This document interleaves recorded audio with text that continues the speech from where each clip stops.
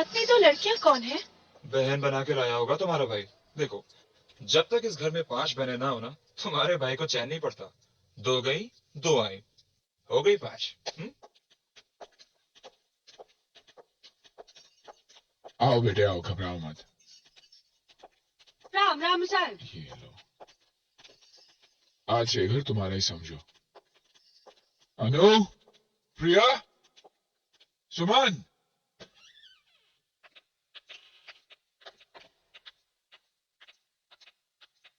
बेटे ये प्रिया दीदी है, ये सुमन दीदी है और ये अनु दीदी है। इन दोनों को तुम अपनी बहनें ही समझो। भैया ये हाँ, आज से ये दोनों तुम्हारे साथ ही रहेंगे। बेटे किसी चीज की जरूरत हो तो इनसे ले लेना। हाँ सीताबाई? हाँ यस साहब। सीताबाई इनका ख्याल रखना। हाँ और सामान कमरे में रख देना। यस यस साहब।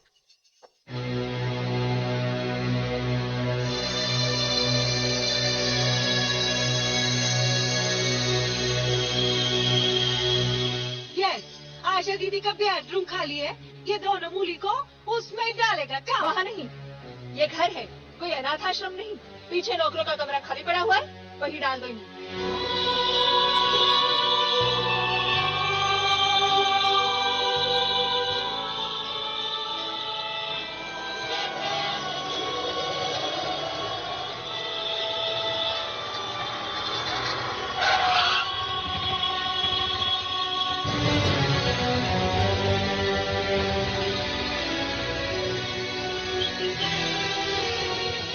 कहाँ जा रहे हो तुम लोग? क्या हुआ? दीदी ने कुछ कहा?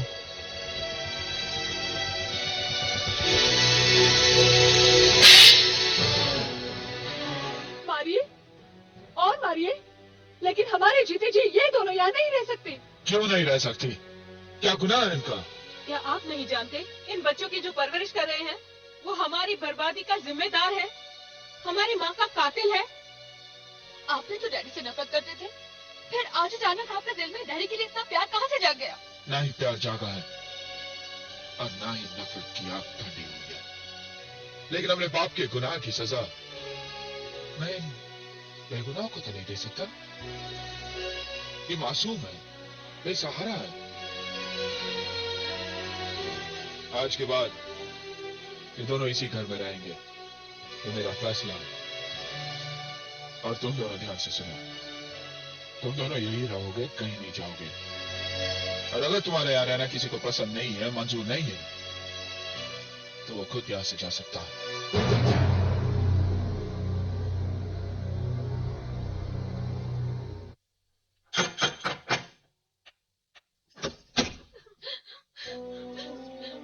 अरे क्या बात है? ओह क्या हुआ? अरे बताओ ना क्या हुआ? क्या हुआ? बोलो ना, तुम लोग क्यों रो रहे हो?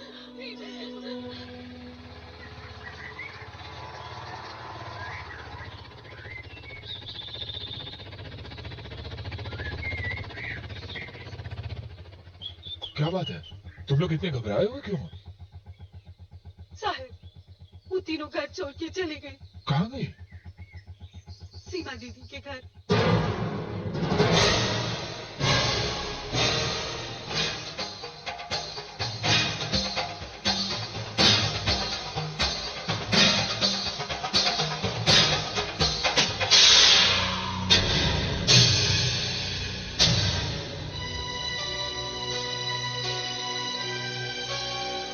प्रिया, सुमन, अनु,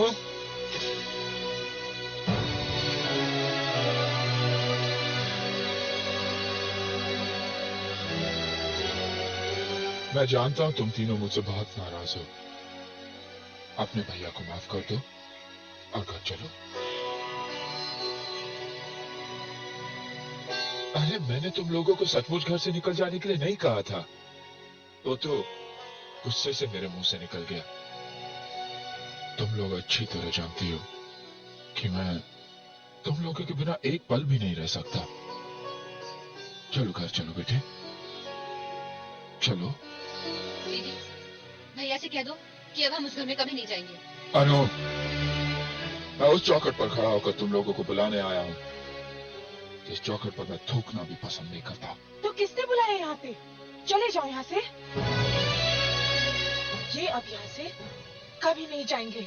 मैं परायों से नहीं, अपनों से बात कर रहा हूँ। मैं भी इनकी अपनी हूँ, बड़ी बहन हूँ।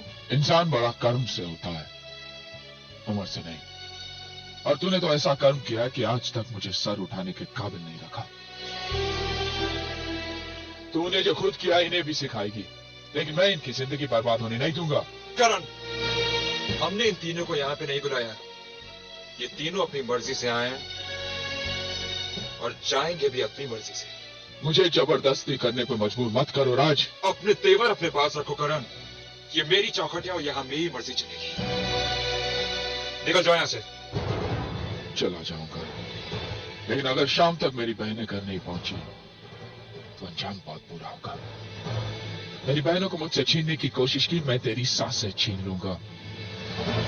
भूल जाऊंगा कि तू सीमा का पति है, मेरी बहन का सुहाग है।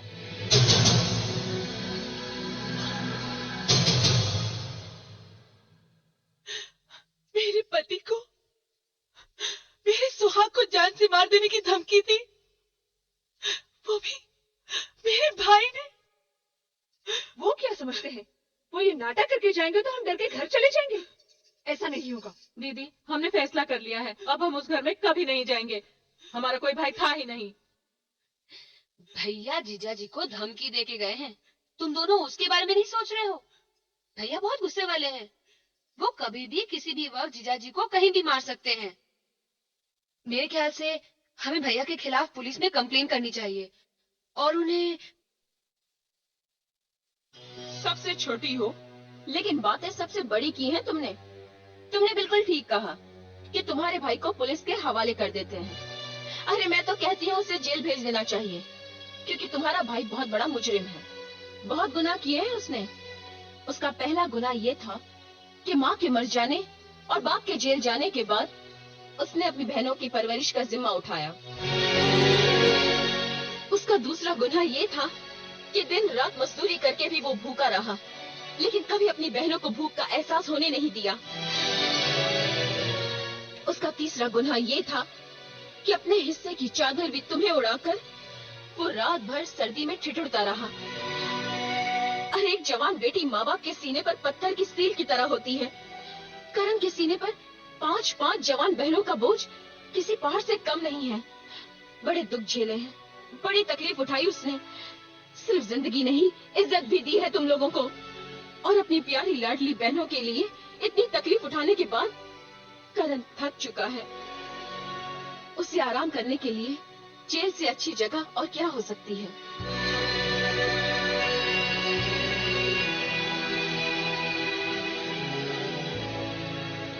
पूजा ठीक ही तो कह रही है। बचपन से लेकर आज तक जिस भाई ने एक पल के लिए भी अपनी बहनों को अपने सीने और आंखों से अलग न होने दिया हो,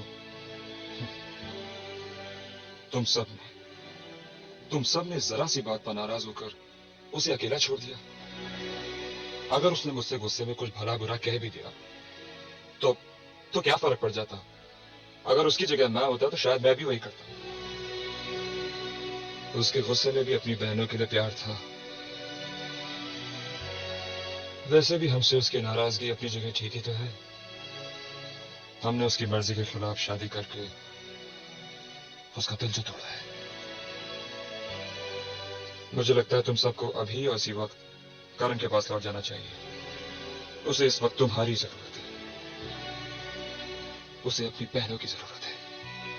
लेकिन जीजा जी, हम भैया के पास किस मुंह से जाएंगे? क्या कहेंगे उनको? मैं करण से बात करूंगा। मैं समझाऊंगा उसे। मैं तुम सबको उसके पास लेके चलूंगा। चलो।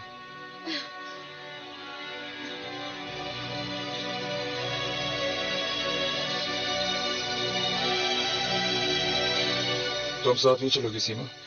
शादी के बाद लड़की को पहली बार लेने के लिए उसके मायके से कोई ना कोई आता है। लड़की खुद चलकर अपने मायके नहीं जाती। भैया से कहना मुझे अपने ससुराल से ले जाए। मैं उनका इंतजार करूंगी।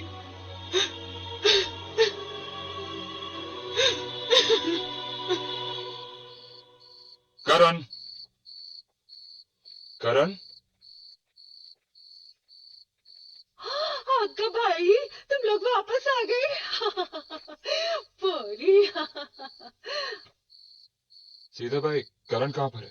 साहब तो घर ही नहीं, सुबह से परेशान थे, अभी तक आए नहीं साहब।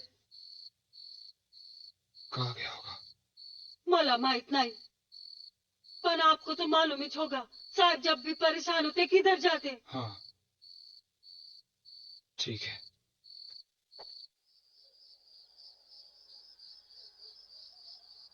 करण, हम सबके बीच जो भी हुआ अच्छा नहीं हुआ। मैं तुमसे माफी मांगने आया हूं। और इतना ही नहीं, प्रिया, सुमन और अनु को भी अपनी गलती का एहसास हो गया है। उन्हें तुम्हारे घर पहुंचा दिया है।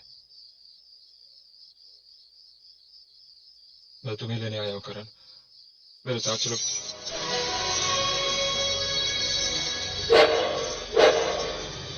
करण, मैं तो तुमसे सिर्फ माफी।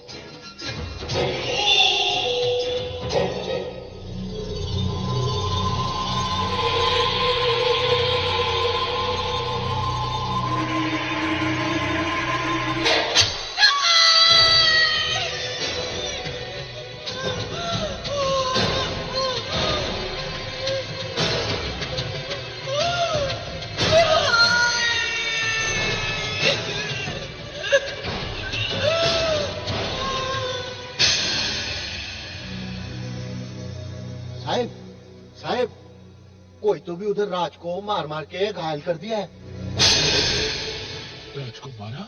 बहुत मारा साहब, अनारोप तुम्हारे पे लगा रहे थे, बोलते तुम ही उसको मारा।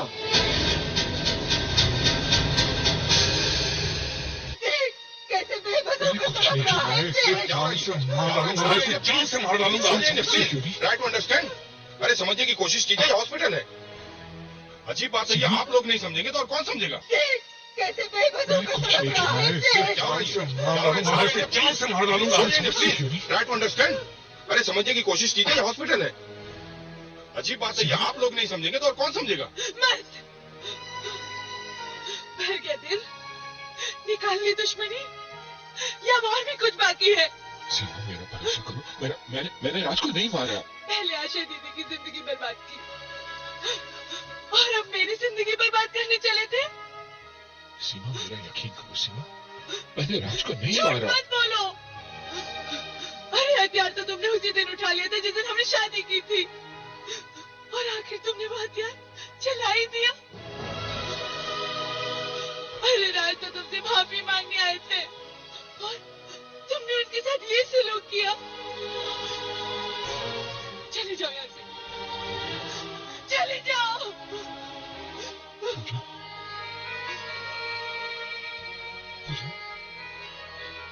तुम तो मेरा यकीन करो, मैंने तुम्हारे भाई को नहीं मारा। पूजा, सुन,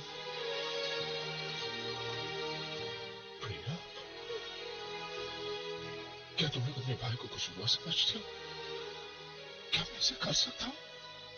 जब बहनें बोझ ही थी तो फिर पाला क्यों था? दिला दबाकर मार ही देते बचपन में। अगर तुम्हारी जगह कोई मुंह बोला भाई भी होता ना, तो अपने बहनों के साथ ये सलूक नहीं करता। तुमने तो इतनी गिरी हुई हरकत की है, बहुत दुख हो रहा है।